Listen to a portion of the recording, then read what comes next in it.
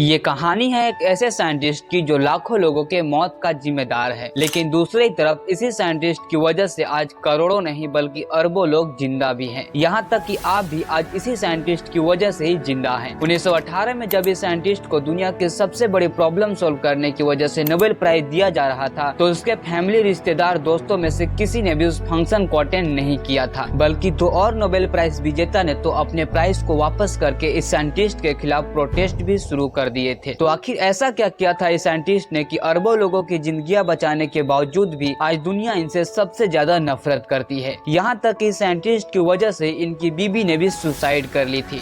तो हेलो दोस्तों, मैं हूँ आयुष और आज की कहानी एक ऐसे साइंटिस्ट की है जो बदकिस्मती होने के बावजूद भी अकेले इस दुनिया को बदल कर रख दिया था, और इसीलिए आज पूरी दुनिया इन्हें फादर ऑफ केमिकल वारफेयर के नाम से जानती है।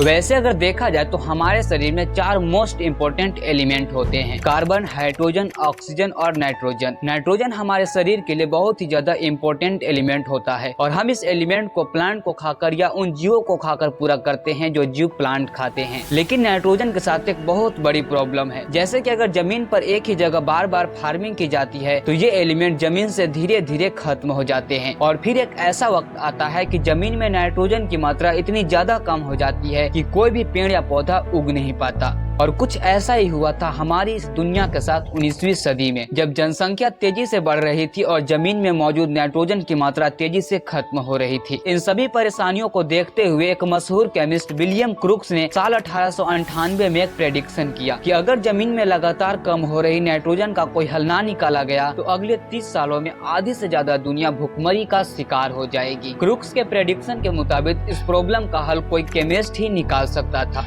अब वैसे अगर देखा जाए तो हमारे वातावरण में 78% नाइट्रोजन होता है, पर इतनी ज्यादा नाइट्रोजन होने के बाद भी ये प्रॉब्लम क्यों खड़ी हो रही थी? दरअसल जो हमारे वातावरण में नाइट्रोजन होता है वो उस फॉर्म में नहीं होता जिसे प्लांट या एनिमल यूज कर सके, और 19वीं सदी में आर्टिफिशियल नाइट्रोजन बनाना भी लगभग इम्पॉसिबल था, क्योंकि आर्टिफिशियल नाइट्रोजन बनाने के लिए नाइट्रोजन के दोनों एटम को एक दूसरे के साथ हाई प्रेशर पर रिएक्शन करवाना पड़ता है, तब जाके अमोनिया बनता है। दरअसल अमोनिया एक ऐसा फर्टिलाइजर मॉलिक्यूल है जिसकी सहायता से आप बहुत ही ज्यादा फसलें पैदा कर सकते हैं। लेकिन सबसे बड़ी प्रॉब्लम ये थी कि ये प्रोसेस उस वक्त किसी को मालूम ही नहीं था, और लगातार कई सौ सालों के एक्सपेरिमेंट के बाद भी कोई भी साइंटिस्ट इस अमोनिया को नहीं बना पाए। लेकिन फाइनली कोई था जो इस पूरे एक्सपेरिमेंट को बदलने वाला था। साल 1904 में जर्मनी में मौजूद एक 36 वर्षीय साइंटिस्ट फ्रिट्ज हैबर को इस बढ़ती प्रॉब्लम में दिलचस्पी आ गई। हैबर उस वक्त एक यूनिवर्सिटी में लेक्चरर के रूप में काम कर रहे थे, जिनकी नई नई शादी कालरा इमेवार से हुई थी, और वो भी एक केमिस्ट्रियन ही थी।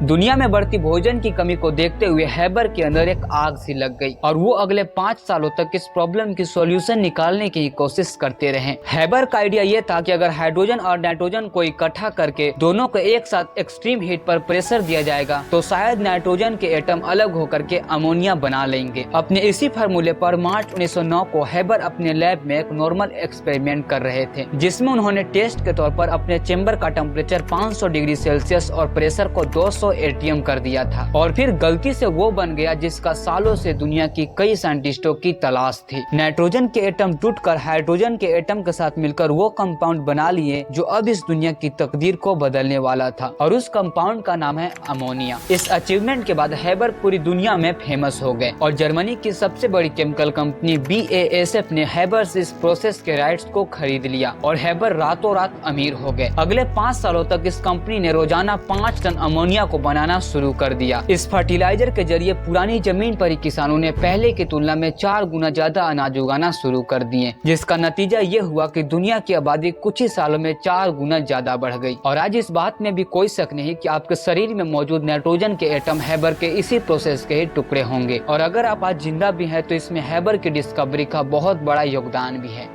हैबर अब बहुत मशहूर हो चुके थे। दुनिया के बड़े बड़े साइंटिस्ट जैसे कि अल्बर्ट आइंस्टाइन के साथ उनका उठना बैठना था, और यहाँ तक आते आते हैबर को पूरी दुनिया पसंद कर रही थी। लेकिन यहीं पर इस कहानी में वो मोड़ आता है जिसने हैबर को इस दुनिया का सबसे नापसंदीदा इंसान बना दिया, और इसकी मेन वजह थी वर्ल्ड वार 1। 1914 में जब वर्ल्ड वार 1 की शुरुआत हुई थी तो हैबर इस लड़ाई में अपने देश जर्मनी को मदद करना चाहते थे। जंग के शुरू होने के कुछ ही महीनों के अंदर जर्मनी के गन पाउडर और एक्सप्लोजिव मटेरियल खत्म होने के कगार पर थे और ऐसा लग रहा था कि जर्मनी किसी भी वक्त ये जंग हार सकता है। दूसरी तरफ हैबर अनाज पैदा करने वाले इस अमोनिया के बारे में कुछ और भी जानते थे। दरअसल अमोनिया नाइट्रेट एक अच्छी फर्टिलाइजर होने के साथ साथ एक बहुत ही खतरनाक बारूद भी है। यही एक्सप्लोजिव मटेरियल बनाने के लिए हैबर ने फर्टिलाइजर बनाने वाली कंपनी में अमोनिया नाइट्रेट बनाना शुरू कर दिए ताकि TNT और दूसरे एक्सप्लोजिव मटेरियल बना सके। हैबर द्वारा बनाया हुआ बम बड़ी आसानी से दुश्मनों के परखच्चे उड़ा रहा था, लेकिन हैबर इस जंग में अपने देश के लिए कुछ और भी ज्यादा करना चाहते थे। उन्होंने अलग अलग केमिकल को कंबाइन करके एक खतरनाक गैस बनाना शुरू कर दिए, क्योंकि हैबर इस जंग को जल्द से जल्द खत्म करना चाहते थे और वो इसके लिए किसी भी हद तक जाने के लिए तैयार थे। दिसंबर 1914 में हैबर एक ऐसी खतरनाक गैस बनाने में कामयाब हो जाते हैं जिसके जरिए दुश्मन सिपाही कुछ ही सेकंड में तड़प तड़प कर मारे जाए और हैबर इस गैस का नाम क्लोरीन गैस रख देते हैं। 22 अप्रैल की शाम 6 बजे जर्मन सैनिक लगभग 5000 क्लोरीन गैस के सिलेंडर को सोवियत सैनिक की तरफ करके खोल देते हैं। क्लोरीन गैस हवा से भारी होने के कारण से थोड़ी देर में पूरे मैदान में फैल जाता है और इस गैस के चपेट में दुश्मन सैनिक तड़प तड़प कर मारे जाते हैं। ये मंजर इतना खतरनाक था कि दूर खड़े जर्मन फौजी भी ये मंजर देखकर कांप जाते हैं और इस क्लोरीन गैस ने लगभग 67,000 सोवियत सैनिकों को मौत के घाट उतारा था। इस जीत के बाद जर्मन सैनिक हैबर को कैप्टन का रैंक दे देते हैं, लेकिन इस वाकया के लगभग एक हफ्ते बाद हैबर अपने घर आते हैं और अपने इस अचीवमेंट की खुशी में अपने घर में एक पार्टी ऑर्गेनाइज करते हैं। पार्टी खत्म होने के बाद जब हैबर अपने कमरे में सो रहे होते हैं तो उन्हें अचानक एक गन फायरिंग की आवाज सुनाई देती है। जब हैबर अपने कमरे से बाहर आकर देखते हैं तो उनकी बीबी कालरा खुदकुशी कर चुकी होती है, क्योंकि वो इस बात से बिल्कुल नाराज थी कि उनकी पति हजारों लाखों सैनिकों के मौत का जिम्मेदार है। लेकिन हैबर को इस घटना से कोई ज्यादा फर्क नहीं पड़ता, इसीलिए वो अगले ही दिन ट्रेन पकड़कर वापस अपने फैक्ट्री चले जाते हैं और फैक्ट्री में पहुंचने के बाद हैबर अपने केमिकल वेपन के काम को और भी ज्यादा तेज कर देते हैं। लेकिन इन सब के बावजूद भी जर्मनी वर्ल्ड वार 1 हार जाता है।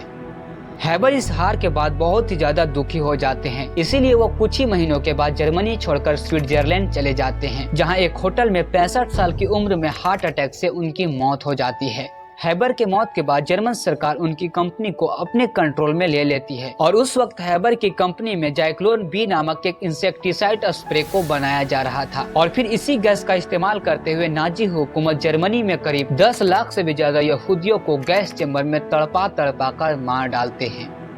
इस बात में कोई शक नहीं कि टेक्नोलॉजी ने आज हमारे लिए जितनी आसानियां पैदा की है उससे ज्यादा हमारे बर्बादी के लिए भी काम किए हैं और फ्रिट्ज हैबर की जिंदगी इसका जीता जागता एक उदाहरण भी है कि कैसे इनकी वजह से ही आज पृथ्वी पर 8 बिलियन से भी ज्यादा लोग जिंदा भी हैं। वहीं इनके वजह से ही लाखों मासूम लोग दर्दनाक मौत मारे भी गए हैं। फ्रिट्ज हैबर ने युद्ध के दौरान एक बात कहे थे कि शांति के समय में एक वैज्ञानिक पूरे दुनिया के लिए होता है, लेकिन युद्ध के समय वो केवल अपने देश के लिए होता है। वैसे अगर देखा जाए तो दुनिया में कोई भी चीज बुरी नहीं होती, बस इंसान उसके इस्तेमाल से ही उसे अच्छे या बुरे बना देते हैं। ये वीडियो कैसी लगी हमें कमेंट में जरूर बताइएगा और ऐसे इंफॉर्मेटिव वीडियो देखने के लिए इस चैनल को सब्सक्राइब भी जरूर कीजिएगा। मिलते हैं किसी नए वीडियो में किसी नए टॉपिक के साथ, तब तक के लिए जय हिंद।